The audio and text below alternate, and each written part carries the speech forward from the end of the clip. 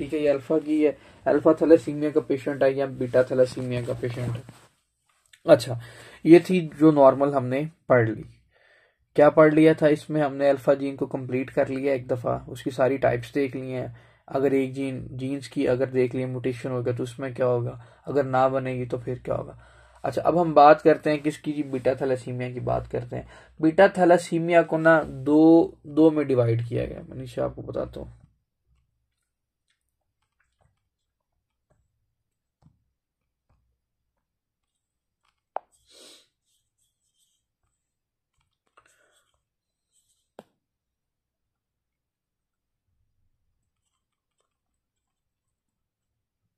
Beta thalassaemia, एक होता है बीटा थैलेसीमिया माइनर, एक हमारे पास होता है बीटा थैलेसीमिया मेजर।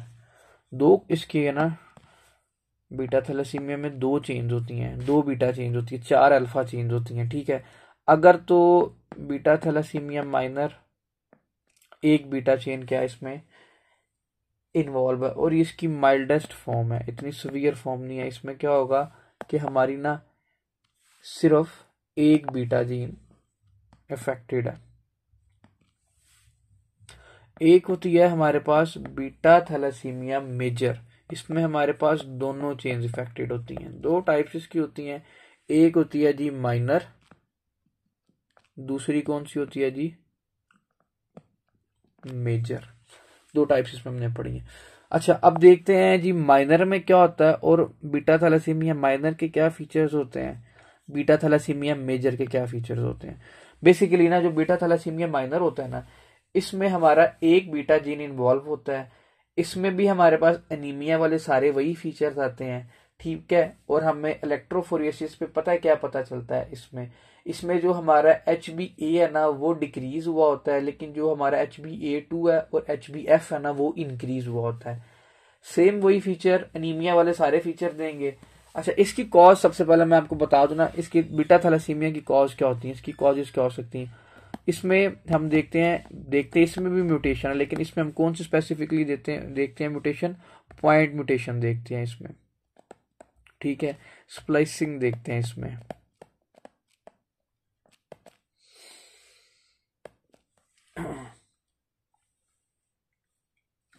ये थी जी इसकी कॉज। इसमें जो बीटा थैलेसीमिया में जो क्रोमोसोम इन्वॉल्व होता है ना, वो होता है क्रोमोसोम नंबर 16 पे म्यूटेशन होती है। ठीक है, उसमें हमने कहा किस क्रोमोसोम पे देखी थी, अल्फा में हमने अल्फा में क्रोमोसोम नंबर 11 पे देखी थी, और बीटा में हमने किस पे देखी है, क्रोमोसोम नंबर 16 पे देखी। कॉज इसकी क्या है जी, पॉइंट म्यूटेशन हो सकती है, स्प्लिसिंग वगैरह इसकी कॉज है। ठीक है, अच्छा, एक तो मैंने आपको पहले इसका बता दिया जी कौन कौन सा, एक होता है माइनर होता है, एक होता है मेजर होता है। अब जो बीटा थैलेसीमिया माइनर होता है ना, कौन सा बीटा थैलेसीमिया माइनर, इसमें क्या होता है, बीटा थैलेसीमिया माइनर में भी सारे एनीमिया वाले फीचर होते हैं, लेकिन ये ना इतना ज्यादा वर्स नहीं होता। इसमें भी माइक्रो हाइपोक्रोमिक एनीमिया देखते हैं हम इसमें। ठीक है, माइक्रोसिटिक एनीमिया ही होता है ये भी। ठीक है, लेकिन इस पे ना हमें जब इलेक्ट्रोफोरेसिस करते हैं ना, इसका हमें पता चलता है इलेक्ट्रोफोरेसिस पे हमें क्या पता चलता है, जो इसमें HbA होती है ना, अडल्ट मेनली हीमोग्लोबिन यही होती थी ना जो स्पेसिफिक होती थी अडल्ट में, HbA इसका लेवल ना क्या होता है, डिक्रीज होता है। HbA का लेवल क्या होगा, डिक्रीज होगा। ठीक है, लेकिन जो HB क्या पड़ी थी, A2 पड़ी थी, दूसरी ये भी अडल्ट में होती थी, और दूसरी हमने क्या तीसरी पड़ी थी, HbF पड़ी थी जो फीटल। नॉर्मल HbA2 का लेवल ना 2.5% होता है। ठीक है, कितना होता है 2.5%, लेकिन इसमें क्या होगा 5% होगा, इंक्रीज होगा। ठीक है, HbA2 क्या है जी, HbA2 हमारे पास इंक्रीज है। हीमोग्लोबिन जो F का नॉर्मल लेवल होता है वो होता है 1%। ठीक है, एडल्ट्स में, लेकिन इसका एडल्ट्स में बीटा थैलेसीमिया का माइनर में जो हीमोग्लोबिन F है ना, ये 1% से ज्यादा इंक्रीज करके 2% हुई होगी। सिर्फ लेवल किसका डिक्रीज करेगा, लेवल अगर डिक्रीज करेगा तो हमारा HbA जो अडल्ट हीमोग्लोबिन है, जो मेन हीमोग्लोबिन है जिसकी हमें जरूरत है, ठीक है, उसका लेवल डिक्रीज करेगा। किसके अंदर डिक्रीज करेगा, हमारे बीटा थैलेसीमिया माइनर के अंदर हमारा HB जो A होगा ना उसका लेवल डिक्रीज होगा और बाकी सब दोनों का जो होगा वो इंक्रीज होगा। लैब फाइंडिंग से हम ये देखते हैं। अच्छा, इसमें ना हम टारगेट सेल भी देखते हैं। अब जो टारगेट सेल है ना वो मैं आपको एंड पे बताऊंगा कि टारगेट सेल हम कैसे देखते हैं इसके अंदर। ठीक है, हमें कैसे पता चलेगा टारगेट सेल्स का ना, वो मैं आपको बताऊंगा टारगेट सेल बनते कैसे हैं, बनते क्यों है, उसकी रीजन क्या है, वो हम एंड पे देखेंगे। बस आप इतना यहाँ पे माइंड में रखें कि हम इसमें क्या देखते हैं, हम इसमें टारगेट सेल बी देखते हैं। किसमें? बीटा थैलेसीमिया माइनर के अंदर। ठीक है। अच्छा, अब तो हमने इसकी एक टाइप पढ़ ली, बीटा थैलेसीमिया माइनर। एक मैंने आपको बताया था कि क्या होती है, बीटा थैलेसीमिया मेजर होती है। अब बीटा थैलेसीमिया मेजर का दूसरा जो नाम हमने दिया हुआ ना, इसको हम कहते हैं कोलेज अनीमिया भी बोलते हैं। वो पूछ सकते हैं जी कोलेज अनीमिया क्या होता है, तो बीटा थैलेसीमिया का जो दूसरा नाम है ना वो कोलेज अनीमिया। ठीक है, बीटा थैलेसीमिया मेजर को क्या कहते हैं हम? कोलेज अनीमिया भी बोलते हैं, COOLEY अनीमिया भी बोलते हैं। किसको? बीटा थैलेसीमिया मेजर को। अच्छा, इसमें ना हमारी दोनों बीटा चेन म्यूटेटेड होती हैं और ये बहुत सीवियर फॉर्म है। इस तरह के बच्चे ज्यादा देर सरवाइव नहीं करते बीटा थैलेसीमिया मेजर के ना। माइनर के फिर भी चांसेस होते हैं, लेकिन जो मेजर का होता है ना वो ज्यादा देर सरवाइव नहीं करता। अब जो बीटा थैलेसीमिया मेजर है ना, इसमें क्या होता है, हमारी जो एक चेन होती है अल्फा चेन, एक होती है बीटा चेन। इसमें अल्फा चेन तो बिल्कुल ठीक होगी, जो हमारी बीटा चेन होगी ना वो इफेक्ट होगी। देखें, अब अल्फा चेन ने क्या करना है, हमारी जो अल्फा चेन तो वैसे ही पड़ी हुई है ना, अल्फा चेन ने क्या करना है, मेजर के अंदर तो बीटा चेन तो बिल्कुल ही नहीं है, तो वो लग ही नहीं रही, तो अल्फा चेन का लेवल इंक्रीज कर देगा और इसने जाके आरबीसीज को क्या करना शुरू कर देना है, डैमेज करना शुरू कर देना है। जब इसने आरबीसीज को डैमेज करना शुरू कर देना है, तो जब आरबीसीज का लेवल कम होगा तो हमारी एरिथ्रोपोइसिस स्टार्ट हो जाएगी।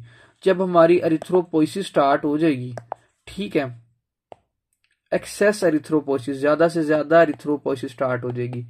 इसकी वजह से हमारी एक्स्ट्रावेस्कुलर हीमोलाइसिस स्टार्ट हो जाएगी। इस एक्स्ट्रावेस्कुलर हीमोलाइसिस क्यों? आरबीसी ज्यादा ज्यादा बन रहे हैं। एक्स्ट्रावेस्कुलर हीमोलाइसिस होता क्या है बेसिकली ना, जब हमारी स्प्लीन में जाके क्या हो, आरबीसी की डिस्ट्रक्शन होना, इसको हम बोलते हैं एक्स्ट्रावेस्कुलर हीमोलाइसिस। अब एक्स्ट्रावेस्कुलर हीमोलाइसिस में इंक्रीज इसलिए कर रही है क्योंकि देखें, अल्फा चेन ने डैमेज कर दी आरबीसी को। इसको कंपनसेट करने के लिए एरिथ्रोपोसिस ज्यादा से ज्यादा ईपीओ जीन को ज्यादा से ज्यादा ईपीओ जीन ने बोन मैरो को मैसेज दिया और हमारी एरिथ्रोपोसिस करवाई। ज्यादा से ज्यादा एरिथ्रोपोसिस होगी, अब जितने आरबीसीज बन रहे हैं उतने ज्यादा वो टूटेंगे भी, तो सही ना, क्योंकि आरबीसीज ने अपना लाइफ स्पैन पूरा करके टूटना, एक टाइम आएगा इमेच्योर बनना शुरू हो जाएंगे, बहुत ज्यादा एक्सेस में बनना शुरू हो जाएंगे। उसकी वजह से क्या हो जाएगा, हमारा स्प्लीनोमेगैली भी हो जाएगा और एक्स्ट्रा वेस्कुलर हीमोलाइसिस भी स्टार्ट हो जाएगी इस पेशेंट के अंदर। ठीक है, इसलिए इसमें क्या होता है, हम क्या देखते हैं, एक्स्ट्रा वेस्कुलर हीमोलाइसिस देखते हैं, ये पूछ सकते हैं। ठीक है, अब देखें, अब हमारी बोन मैरो से तो फिर भी क्या होता है, नॉर्मली हमारे क्या होते हैं जी, लॉन्ग बोन्स के एंड पे, लॉन्ग बोन्स का एंड बनाता है क्या, हमारी बोन मैरो, वहां से हमारी एरिथ्रोपोसिस कर रही होती है, आरबीसीज की प्रोडक्शन वगैरह कर रही होती है। आपको पता है 6 महीने से लेके ना हमारे आफ्टर 6 मंथ हमारे क्या हो जाती है, आफ्टर 6 मंथ हमारी लॉन्ग बोन्स क्या कर देती हैं जी, बनाना, बोन मैरो प्रोड्यूस करना शुरू कर देती हैं। ठीक है, बोन मैरो वहां से क्या बनाता है, हमारा कंप्लीट मालाइड और लिम्फाइड सेल्स बनाते हैं। ठीक है, अब इसके पेशेंट के अंदर ना बोनी एक्सपेंशन कैसे होता है, बोनी एक्सपेंशन इसलिए होता है कि हमारी जो एरिथ्रोपोइसिस है ना वो हमारी लॉन्ग बोन से भी स्टार्ट हो जाएगी। ठीक है, लॉन्ग बोन से भी स्टार्ट हो जाएंगी, फ्लैट बोन से भी स्टार्ट हो जाएंगी। ठीक है, इसलिए हम इसमें क्या देखते हैं, बोनी एक्सपेंशन देखते हैं। एक्सरे पे ना हमें 2 फीचर्स मिलते हैं, एक होता है क्रू कट अपीयरेंस, एक होता है चिपमंक फेस।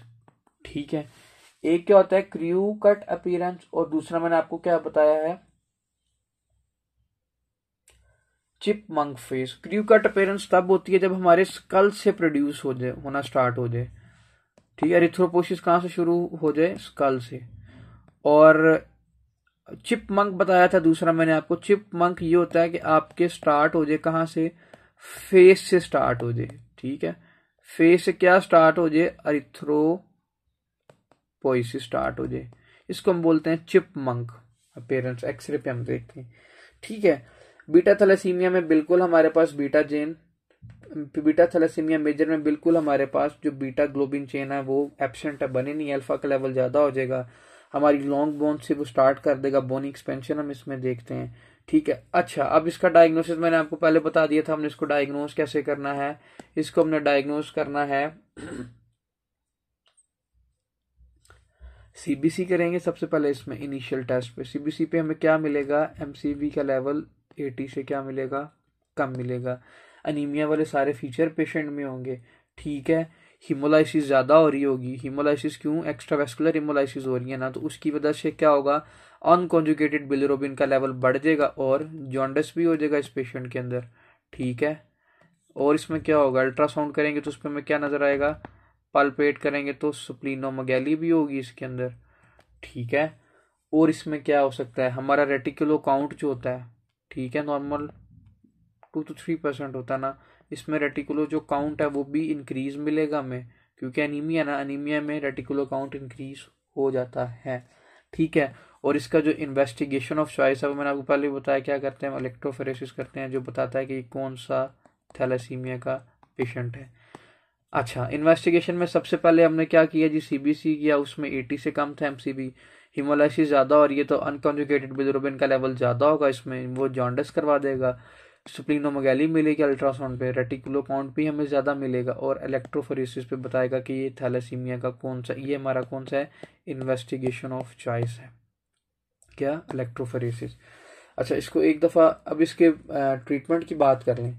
ट्रीटमेंट इसका क्या हो सकता है। ट्रीटमेंट में सबसे पहले तो हमने इस पेशेंट के अंदर ना सिर्फ ब्लड ट्रांसफ्यूजन करनी होती है ज्यादा से ज्यादा, ठीक है, क्रोनिक ब्लड ट्रांसफ्यूजन। लेकिन इसकी एक कॉम्प्लिकेशन ये है, कॉम्प्लिकेशन इसकी ये हो सकती है कि आपने अगर किसी को ज्यादा से ज्यादा ट्रांसफ्यूजन किया ना, तो उस पेशेंट के अंदर क्या होगा, आयरन का लेवल ज्यादा हो जाएगा। जब आयरन का लेवल ज्यादा होगा तो पेशेंट के अंदर क्या हो जाता है, हीमाक्रोमाटोसिस। और इस हीमाक्रोमाटोसिस को बोलते हैं हम सेकेंडरी हीमाक्रोमाटोसिस, जो हमारी ब्लड ट्रांसफ्यूजन की वजह से ज्यादा होगा। तो इसीलिए साथ हमने इसको क्या देना है, चिलेटिंग एजेंट्स देने हैं कि जो क्या करें, आयरन का लेवल, आयरन को एक्सक्रीट करें हमारी बॉडी से। वैसे तो कोई रास्ता नहीं है सिवाय एक्सफोलिएशन का आयरन का हमारी बॉडी से निकलने के लिए, ठीक है। इसीलिए हम इसको चिलेटिंग एजेंट्स देंगे ताकि आयरन ज्यादा से ज्यादा हमारी बॉडी से बाहर निकले। आयरन चिलेटिंग एजेंट जिसको हम बोलते हैं डेफीप्रोन बोलते हैं, और डेफीप्रोन बोलते हैं बेसिकली ना इसको, डेफीप्रोन, ठीक है। ये आयरन चिलेटिंग एजेंट था। अब इसको एक दफा बुक से रीड कर लेते हैं, उसने यहाँ पे क्या लिखा हुआ। अच्छा, मैंने आपको कहा था मैंने आपको टारगेट सेल का बताऊंगा। टारगेट सेल बेसिकली पता क्या होते हैं, जब हमारे अल्फा सेल्स आपस में इकट्ठे हो जाते हैं, क्योंकि वो तो ठीक है ना, अल्फा चेन जो हमारी होती है वो इकट्ठी होके आपस में एक टारगेट लाइक स्ट्रक्चर बना देती है, इकट्ठे हो गया ना, ऐसे गुच्छा बन जाता है, जिसको हम कहते हैं टारगेट सेल्स बोलते हैं, ठीक है। टारगेट सेल हम किस में देखते हैं, वो पूछ सकते हैं, तो हम थैलेसीमिया के अंदर देखते हैं, ठीक है। अच्छा, अब इसको एक दफा रीड कर लेते हैं। हमने अल्फा थैलेसीमिया कर लिया था, हमारा बीटा थैलेसीमिया रह गया था। बीटा थैलेसीमिया भी एक दफा कर लेते हैं। Beta thalassaemia major, beta thalassaemia सबसे पहले माइनर पढ़ते हैं फिर मेजर पढ़ते हैं। 2 जीन होती हैं, ठीक है, क्रोमोसोम नंबर 11 पे। 16 पे किसकी म्यूटेशन हो रही थी, 16 पे म्यूटेशन हो रही थी क्रोमोसोम अल्फा थैलेसीमिया की। अगर क्रोमोसोम नंबर 16 पे इफेक्ट है ना, इसका मतलब ये है कि पेशेंट को अल्फा थैलेसीमिया म्यूटेशन हो गया। अगर क्रोमोसोम नंबर 11 पे म्यूटेशन है, इसका मतलब क्या है, बीटा थैलेसीमिया का पेशेंट है, ठीक है। 2 बीटा ग्लोबिन चेन होती हैं, ठीक है। अगर एक एब्सेंट होगी तो बीटा थैलेसीमिया माइनर बोलते हैं। अब बीटा थैलेसीमिया माइनर में होता है कि is the mildest form of the disease and usually asymptomatic with increase the RBCs count. RBCs count इसमें इंक्रीज कर जाता है। वही microcytic hypochromic RBCs and the target cells are seen on the blood smear. Peripheral blood smear पे हम क्या देखते हैं, टारगेट सेल देखते हैं। Haemoglobin electrophoresis show the slightly decrease HbA, ये इसका इंपॉर्टेंट पॉइंट है, इसमें HbA डिक्रीज होता है, HbA2 स्लाइटली इंक्रीज होता है, और जो हीमोग्लोबिन F और नॉन स्पेसिफिक एडल्ट हीमोग्लोबिन है वो दोनों इंक्रीज होगी, जो मेन एडल्ट हीमोग्लोबिन ग्लोबिन उसका लेवल क्या होगा, इसमें डिक्रीज होगा। अच्छा, अब बीटा थैलेसीमिया मेजर में क्या होता है, ये तो मैंने आपको सारा बता दिया बीटा थैलेसीमिया माइनर के बारे में। बीटा थैलेसीमिया मेजर के अंदर ना दोनों बीटा चेन अफेक्टेड होती हैं, ये आपको नजर आ रहा है। Is the most severe form of the disease and present with severe anaemia few month after the birth. After the birth के बाद ही कुछ महीने बाद ही पेशेंट अफेक्टेड होना शुरू हो जाता है। High HbF alpha 2 and the gamma 2 at the birth is temporarily protective. अच्छा, पहले 6 मंथ ना बच्चे को कुछ नहीं होता, क्यों? क्योंकि उसके अंदर क्या होती है, हीमोग्लोबिन F होती है। आफ्टर 6 मंथ उसमें हीमोग्लोबिन अडल्ट वो ग्रो करना शुरू करती है, बनना शुरू करती है, नॉन स्पेसिफिक स्पेसिफिक दोनों बनना शुरू करती हैं। पहले 6 महीने वो बताएंगे कि पहले 6 महीने वो जो पेशेंट था वो बिल्कुल ठीक था। आफ्टर 6 मंथ उसको एनीमिया वाले सारे फीचर्स आए हैं, ठीक है।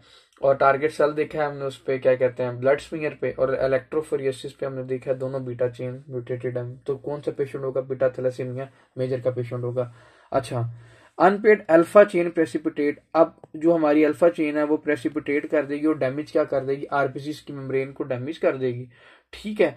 मैंने आपको बताया ना कि अल्फा चेन इकट्ठी होगी, आरबीसी को डैमेज करेंगे, जिसकी वजह से हमारी एक्स्ट्रा वेस्कुलर हमारा ज्यादा से ज्यादा बोन मैरो एरिथ्रोपोइसिस करेगा। ये मैंने आपको यहाँ पे बताया, एरिथ्रोपोइसिस ज्यादा होगी तो फिर क्या होगा, हमारे एक्स्ट्रा वेस्कुलर हिमोलाइसिस भी फिर क्या होगा, इसमें ज्यादा होगी, ठीक है। स्प्लीन उसको ज्यादा से ज्यादा मैक्रोफेज उसको क्या करेंगे, डिस्ट्रॉय करेंगे, स्प्लीनोमेगाली हो जाएगी स्प्लीन में भी। वो हम अल्ट्रासाउंड पे देखते हैं, हम डायग्नोसिस में पढ़ेंगे उसको। मैसिव एरिथ्रॉइड हाइपरप्लेजिया कैन इंजर। देखिए, हाइपरप्लेजिया ज्यादा से ज्यादा लॉन्ग बोन्स बनाना शुरू कर देंगे, फ्लैट बोन्स दोनों बनाना शुरू कर देंगे। Expansion of the haematopoiesis into the skull. अगर स्कल से बनेंगी तो क्या देखेंगे, हम क्रू कट अपीयरेंस देखेंगे। अगर हमारी फेशियल बोन से बनेगी तो क्या देखेंगे, चिपमंक फेस देखेंगे। एक्स्ट्रा मेडुलरी हेमेटोपोइसिस विद द हेपेटोस्प्लीनोमेगाली, ठीक है, स्प्लीनोमेगाली इसमें देगा। Risk of the A plastic crisis with the parvovirus B19 infection of the एरिथ्रॉइड precursor.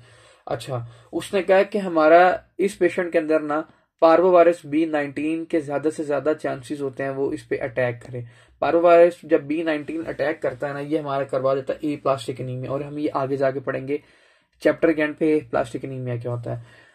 Treatment में क्या करेंगे, ट्रीटमेंट में हम इसको क्रोनिक ट्रांसफ्यूजन देंगे, ज्यादा से ज्यादा ब्लड देंगे, ठीक है। लेकिन उसमें क्या हो जाएगा, सेकेंडरी हीमाक्रोमाटोसिस डेवलप होने के चांसेस ज्यादा होते हैं। सेकेंडरी हीमाक्रोमाटोसिस डेवलप होने के चांसेस क्यों होते हैं, क्योंकि देखें मैंने आपको बताया था कि जब ब्लड ट्रांसफ्यूज करेंगे उसमें आयरन भी होगा, आयरन पहले ज्यादा और ज्यादा आयरन हो जाएगा। जब आयरन ज्यादा होगा तो उसको हम क्या बोलते हैं, हीमाक्रोमाटोसिस बोलते हैं। एक्सेस आयरन जब हो जाए ना बॉडी में तो हीमाक्रोमाटोसिस डिजीज हो जाती है।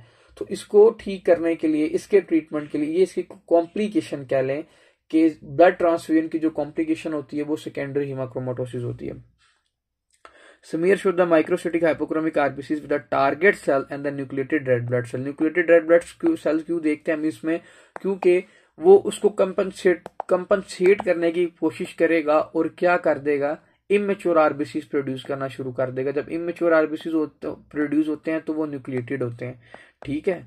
लेकिन एट द एंड उसकी फिर क्या होती है, डिस्ट्रक्शन भी स्प्लीन में उतनी ज्यादा ही होगी, ठीक है। जब उसमें डिस्ट्रक्शन ज्यादा होगी स्प्लीन में तो फिर हम इसमें स्प्लीनोमेगाली भी तो देख सकते हैं ना, ठीक है।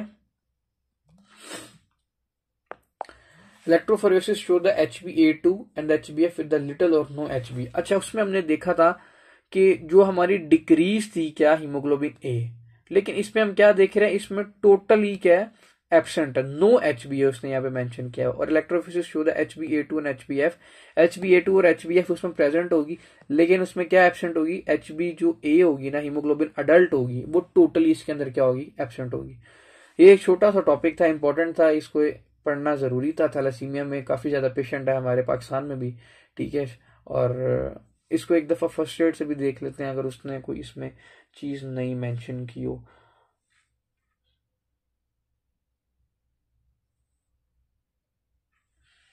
फर्स्ट एड पॉइंट म्यूटेशन होती है इसमें, ठीक है। और क्रोमोसोम नंबर 11 इफेक्ट हो तो हम उसको क्या बोलते हैं, क्रोमोसोम नंबर अगर 11 इफेक्टेड है then we call this beta thalassaemia. अगर हमारा क्रोमोसोम नंबर 16 इफेक्टेड है तो फिर हम उसको क्या कहते हैं, alpha thalassaemia. Beta globin synthesis, beta इसका मतलब ये है कि एक जीन इफेक्टेड है और एब्सेंट में क्या होता है, दोनों जीन इफेक्टेड है, ठीक है। Prevalence in the people Mediterranean और मेडिटेरियन अफ्रीकन में ज़्यादा चांसेस होते हैं। अगर for example beta globin gene mutated, अगर एक जीन म्यूटेटेड है, बीटा थैलेसीमिया माइनर का पेशेंट है, तो mild microcytic anaemia with the HbA2 आपको पता, मैंने बताया था नॉर्मल 2.5% होता है, लेकिन इसमें 5% इंक्रीज किया होगा। ठीक है, अब नीचे उसने बताया बीटा थैलेसीमिया इंटरमीडिया में ये होता है कि एक आपका, या इसमें क्या होगा, बीटा थैलेसीमिया माइनर भी होगा और मेजर भी होगा, इन दोनों के, इसलिए हम इसको नाम दिया बीटा थैलेसीमिया इंटरमीडिया। अच्छा, beta thalassaemia intermedia variable anaemia ranging from the mild asymptomatic to severe transfusion dependent. ये इतना कॉमन नहीं होता बीटा थैलेसीमिया इंटरमीडिया। जो ज्यादा कॉमन है वो माइनर और मेजर है इसमें। ठीक है, अब बीटा थैलेसीमिया मेजर का दूसरा नाम मैंने आपको क्या बताया था, कौन सा एनीमिया देखते हैं, इसमें कोलेज एनीमिया होता है। ठीक है, दोनों बीटा चेन इसमें इफेक्टेड हो गए हैं। Severe microcytic anaemia with the target cell and the anisopoikilocytosis देखते हैं। शेप भी खराब होती है और साइज भी खराब, दोनों चीजें खराब होती हैं किसकी, आरबीसी की। Requiring the blood transfusion, risk of the secondary haemochromatosis ज्यादा होते हैं। वही बात, एक्सपेंशन क्रू कट अपीयरेंस देखते हैं। और क्या देखते हैं हम, चिपमंक फेस देखते हैं इसमें। स्केलेटल डिफॉर्मिटीज देखते हैं, क्यों, क्योंकि वहां लॉन्ग बोन से भी हमारा क्या स्टार्ट हो जाएगी, रिथ्रोपोसिस स्टार्ट हो जाएगी। एक्स्ट्रा मेडुलरी हिमेटोपोसिस स्टार्ट हो जाएगी। रिस्क ऑफ द पारोवायरस B19 ज्यादा से ज्यादा होगा। एप्लास्टिक एनीमिया हो जाएगा। HbF ज्यादा होगा। HbA2 become symptomatic after the 6 महीने बाद जाके पेशेंट के अंदर सिम्टम्स अपीयर करते हैं, क्योंकि पहले 6 महीने उसमें क्या होता है, हीमोग्लोबिन F होती है। ठीक है, हीमोग्लोबिन F इसमें प्रोटेक्टिव होती है। क्रोनिक हीमोलाइसिस होगी जिसकी वजह से गॉल स्टोन होने की, जॉन्डिस होने के भी ज्यादा से ज्यादा चांसेस होंगे। सिकल सेल बीटा थैलेसीमिया, अब ये एसोसिएट कैसे करता है इसके साथ, mild to moderate sickle cell disease depending upon the whether there is a beta इसमें अगर तो फॉर एग्जांपल एक जीन म्यूटेटेड है, एक ठीक है, साथ उसमें हीमोग्लोबिन S प्रेजेंट है, तो इसको हम बोलते हैं सिकल सेल बीटा थैलेसीमिया। ठीक है, sickle cell beta thalassaemia minor बोलते हैं। अगर उसमें बीटा, जो हमारा ये बीटा जीन है ना, वो एब्सेंट है और हीमोग्लोबिन S है, इसको हम बोलते हैं beta thalassaemia major sickle cell disease. ठीक है, अगर उसमें साथ हीमोग्लोबिन S भी प्रेजेंट है, ये बस उसने उसके साथ एसोसिएट किया था कि अगर हीमोग्लोबिन S प्रेजेंट है तो और साथ में हमारा बीटा एक जीन एब्सेंट है, तो उसको बोलते हैं हम sickle cell beta thalassaemia minor बोलते हैं। ठीक है, इसमें ऐसी कोई स्पेसिफिकली बात नहीं लिखी थी, ये ज्यादा अच्छा टॉपिक लिखा हुआ हमारी पैथोमा पे, तो हम उस पर ज्यादा फोकस करेंगे। इसको एक दफा स्टेप 2 सीखे से भी रीड कर लें।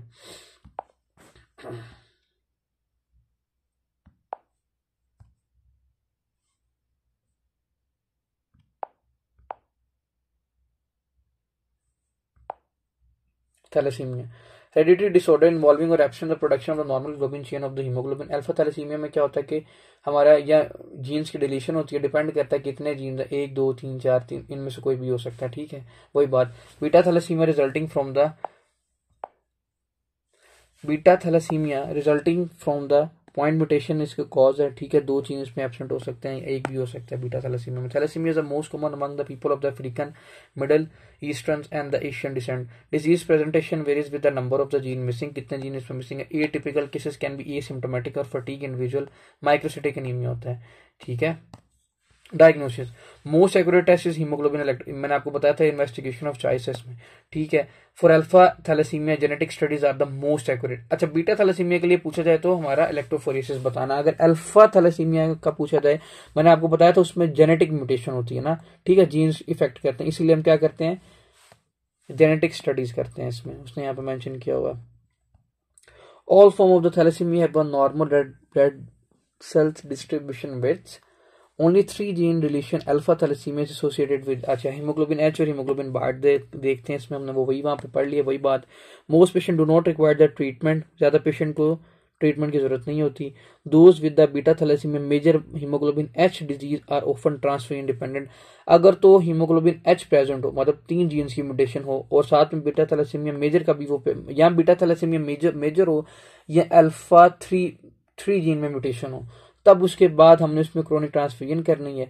ठीक है, ओरल आयरन उसको वो चिलेटर, मतलब चिलेटिंग एजेंट देने हैं, जो मैंने आपको वहां पे बताए थे क्या होती है, डेफिप्रोन वगैरह देने हैं इसमें, डेफिप्रोन और डेफारेक्सिकोर देने हैं इसमें, और पेरेंटल आयरन डेफिरोक्सामाइन भी दे सकते हैं। ये पेरेंटल देने, ये ओरल देने हैं, ताकि आयरन के बाइट को आयरन को एक्सक्रीट करवाएं हमारी बॉडी से, ठीक है, ये इसलिए देना है। अच्छा, एक दफा यहाँ से बीटा थैलेसीमिया मेजर पढ़ लेते हैं। Collagen anaemia, patient develops severe microcytic anemia of the failure to thrive in the first year of the life and need chronic transfusion, lifelong और marrow transplant to survive. Extramedullary इसमें hemopoiesis start हो जाती है। Sculls बोसिंग देखते हैं क्योंकि school से भी हमारा हेपेटोस्प्लीनोमेगाली देखते हैं। वही बात बीटा थैलेसीमिया माइनर में क्या होता है, एक जीन इसमें क्या बीटा जीन इफेक्टेड है, beta chain. Patient are asymptomatic with a mild to moderate well tolerated anemia but their class are microcytic and hypochromic on the peripheral smear, often confused with the iron deficiency anemia के साथ confuse किया जाएगा, common in the Mediterranean के अंदर, क्योंकि इनके feature almost तकरीबन same ही होते हैं। हाइड्रोप्स फ्यूटालिस, इसमें क्या होता है, 4 के 4 अल्फा जीन्स की म्यूटेशन होती है। पेशेंट हमारी फीटल लाइफ के अंदर ही डेथ हो जाती है पेशेंट की मोस्टली, ठीक है। और इसमें हम कौन सी हीमोग्लोबिन देखते हैं, हीमोग्लोबिन HB बार्ड देखते हैं, ठीक है। हीमोग्लोबिन H डिजीज, इसमें क्या थी, 3 हीमोग्लोबिन H में क्या पढ़ा था हमने, 3 इफेक्ट हो रहे हैं अल्फा जीन, ठीक है। Patient has a severe hypochromic microcytic anaemia with a chronic haemolysis, splenomegaly and jaundice and the cholelithiasis. क्यों, क्योंकि उसने कंपनसेट करने के लिए क्या करना है, हमारी एक्स्ट्रामेडुलरी हीमोपोइसिस स्टार्ट कर देनी है, हेमेटोपोइसिस स्टार्ट कर देनी है। जब वो ज्यादा से ज्यादा करेगा तो उसकी वजह से हमारे आरबीसी जितने ज्यादा बनेंगे उतने ज्यादा स्प्लीन में टूटेंगे भी, वो डिस्ट्रक्शन भी ज्यादा होगी तो स्प्लीनोमेगाली हो जाएगी। क्यों, क्योंकि वो टूटते की तरह हमारे स्प्लीन के अंदर। रेटिकुलर काउंट इसमें इंक्रीज कर देगा। 1/3 of the patient of skeletal changes cause, वही आपको मैंने बताया क्या स्केलेटल चेंजेस आते हैं इसमें, क्रू कट अपीयरेंस और चिपमंक फेस, लॉन्ग बोन्स जब प्रोडक्शन स्टार्ट हो जाती है। अल्फा थैलेसीमिया ट्रेट में क्या होते हैं, 2 इसमें इफेक्टेड हो रहे हैं अल्फा जीन। इसमें patient of the low MCV but are usually asymptomatic, trait भी बोलते हैं इसको, ठीक है। हमने सिस्टोट्रांस की जो डिलीशन पढ़ी थी ना, ये वही यहाँ पे बात लिखी हुई है। साइलेंट कैरियर, जिसमें पता ही नहीं चलता, 3 हालांकि फॉर एग्जांपल उसमें 3 जीन इफेक्टेड हो गए हैं। पेशेंट ऑफ नो साइन और symptom of disease, normal client state. अच्छा, इसमें ये होता है कि 1 जीन म्यूटेशन की बात की, ना कि 3, सॉरी 1 जीन इफेक्टेड है इसमें, अल्फा 1 जीन, तो इसीलिए एसिम्प्टोमेटिक होता है पेशेंट का, हमें ज्यादा पता ही नहीं चलता। ये इंपॉर्टेंट टॉपिक था थैलेसीमिया का। मोस्टली इसमें क्वेश्चन आ जाता है, एग्जामिनर पूछ लेता है इसमें, HB बार्ड का पूछ लेता है, हीमोग्लोबिन H का पूछ लेता है, क्रोमोसोम का पूछ लेता है, 16 किस में इफेक्ट होता है, 11 किस में इफेक्ट होता है, नॉर्मल हीमोग्लोबिन कौन सी होती है, HbF क्या होता है, HbA2 क्या होता है, HbA क्या होता है, ठीक है। कॉज क्या है बीटा थैलेसीमिया की, इसमें क्या होता है, पॉइंट म्यूटेशन होती है। टारगेट सेल्स क्यों बनते हैं, इसमें एक्स्ट्रावेस्कुलर हीमोलाइसिस क्यों हो रही होती है। अच्छा, इसमें सारे क्लिनिकल फीचर में ये होता है कि वो अनीमिया वाले सारे फीचर्स इसमें आते हैं, ठीक है। बॉडी डिफॉर्मिटी इसमें स्टार्ट हो जाती है। स्प्लीनेक्टमी फिर हम इसमें कर सकते हैं अगर ज्यादा से ज्यादा स्प्लीनोमेगाली हो रही है। तो ये टॉपिक था जी, ये इंपॉर्टेंट है, इसको एक दफा रीड जरूर कर लीजिएगा। Thank you, Allah Hafiz.